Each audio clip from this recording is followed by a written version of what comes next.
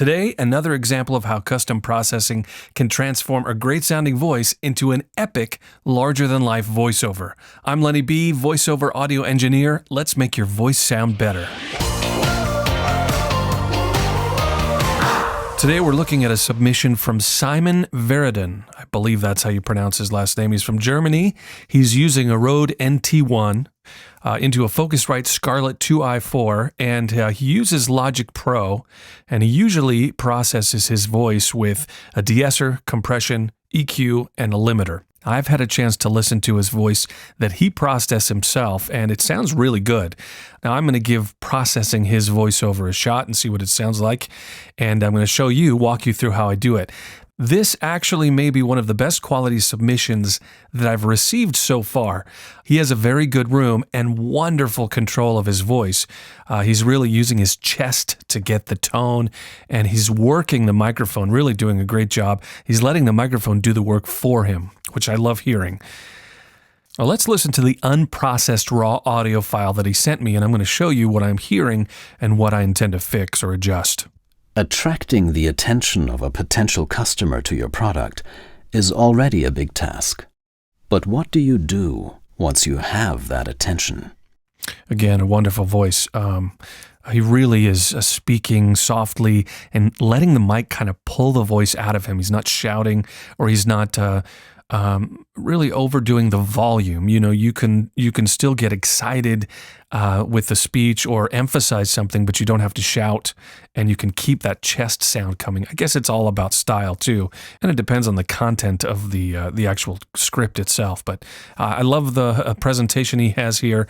Now, Simon uses Logic Pro, and you can absolutely do all of the processing that I've done here with just the Logic Pro stock plugins. I just went and grabbed some of the favorites and my go-to plugins that I really like, and I think that would be good for his voice. But even the saturation, you can do a tape or tube saturation with the Logic Pro stock plugins. I'll do a video on that sometime. The biggest thing that I noticed in his voice, in my opinion, was a mid-range on that Rode NT1 microphone. It just it sounded like there was some overabundant frequencies in the mid and low mid area. So I adjusted those first, and what I can do is maybe I'll play back his raw audio and turn on and off the EQ here, so you could hear exactly the difference, because by the time you go through the saturation and some of the other compression and de-esser and things, it all adds up to be a different sound. So just to hear specifically what I've done, and make sure the EQ's off, make sure the Scheps channel is off, so you can hear exactly what the EQ is doing. Let me play before and after with the EQ. So I'll activate the EQ halfway through here, but playing his voice back. Attracting the attention of a potential customer to your product is already a big task.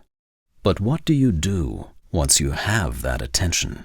One thing you'll notice is that we've taken quite a bit of energy in this mid-frequency range out of the voice. So you'll notice it's a lot quieter when I turn the EQ on. But basically what I'm doing is evening out the frequency response. So in my processing chain, I'm doing the distortion or the saturation first, and I'm adding both high and low saturation distortion to the signal of his voice. This actually thickens up the sound. It actually adds resonance to the sound to thicken things up again. And I wanted to get a little bit of that low-end kind of analog feel, and I get it with just adding a little bit of soft tube saturation knob. Great plugin. I love using that. That's what I'm going to do first.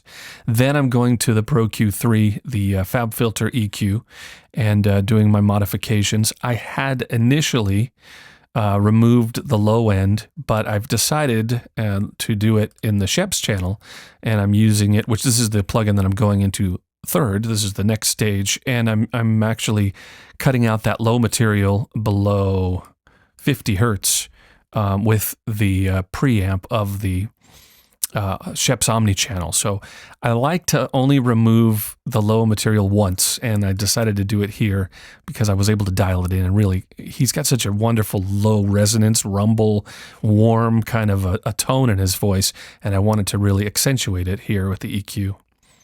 Second EQ, because we're doing the fixing kind of here, and then I did a little bit of sweetening with this EQ. So basically, those are the two ways you can use EQ. And then, so it's going into the pre, I'm adding a little bit more saturation, and these really are minute additions, but it does thicken up the sound. I'm using the expander portion of the gate section here in the Scheps Omni Channel.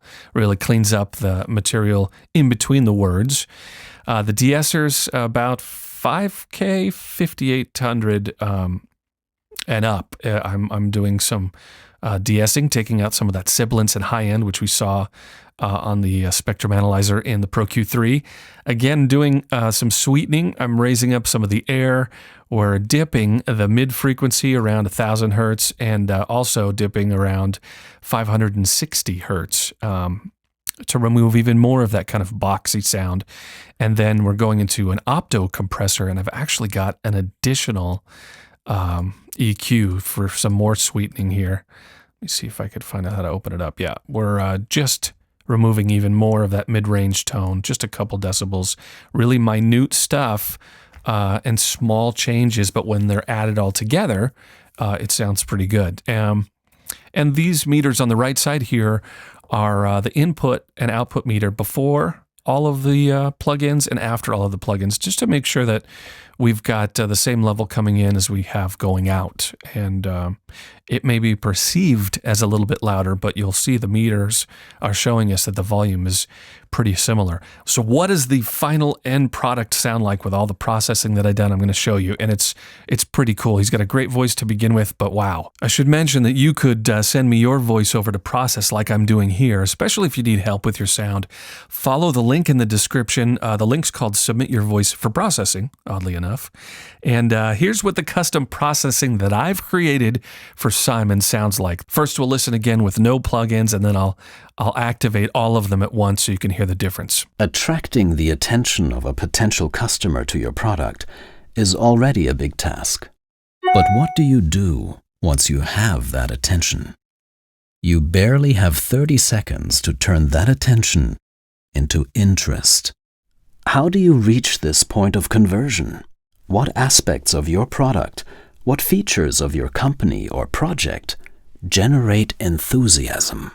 With high-end visualizations and cutting-edge video content, we highlight your product in the best possible way. What I really went for here was to try to smooth out and get the roundness. I mean, he has such a wonderful low tone and resonance that I wanted to really capture that and round it out. And to me, the voice in with the processing that I've done, especially the EQ changes and sculpting that I've done with the EQ, it really kind of smooths the voice out for me, and it rounds it out and makes it more thick and syrupy. I mean, I could come up with a million different adjectives to describe it, but you can hear the difference. To me, it's a little bit more pleasing, and especially if there's just voice in the voiceover, maybe a little bit of music. It just has a real calming kind of just a pleasing tone.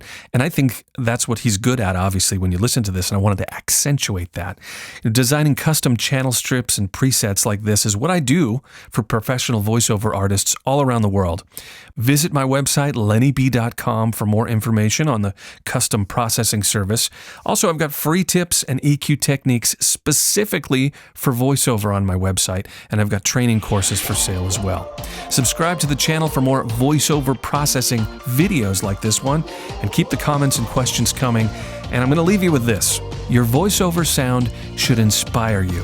When you hear your voice on a microphone, you should be in the zone. And if that's not happening, I can show you how to get there. Let's make your voice sound better. Thanks for watching.